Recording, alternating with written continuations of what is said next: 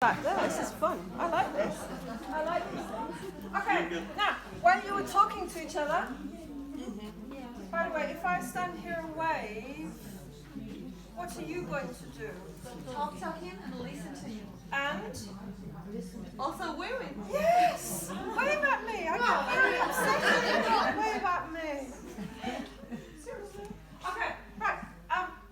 When you were talking, did you talk about any of these things? No? I think in a monolingual culture that we work in, speaking L1 class is perfectly standard practice, yes? Although I don't speak most of my students L1. But well, hey, such is life. They think I can't speak any Russian at all, and I'm not going to tell them any different, because at least then they have to talk to me in English. Okay?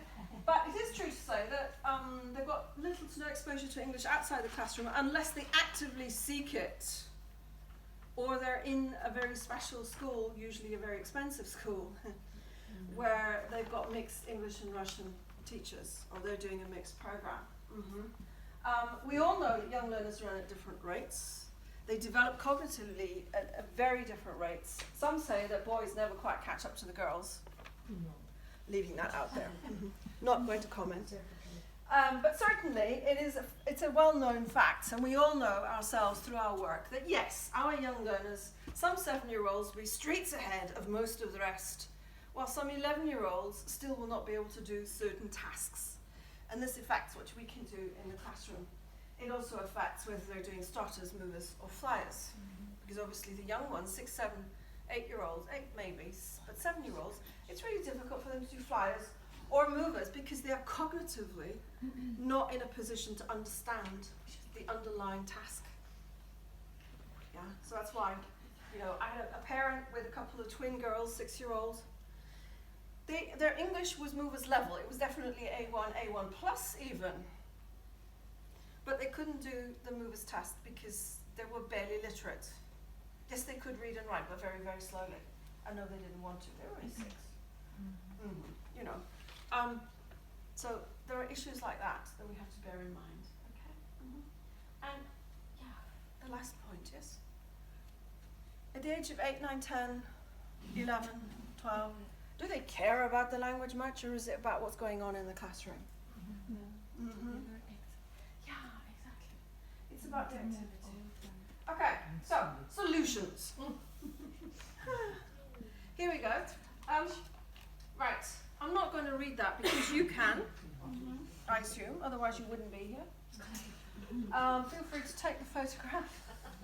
I will harp on a little bit about this one in the middle. Motivating or fun for learners. Not necessarily for you, but well, hey. But as the young man said earlier, aren't we all actors? So at least we've got to pretend to be having fun. Right.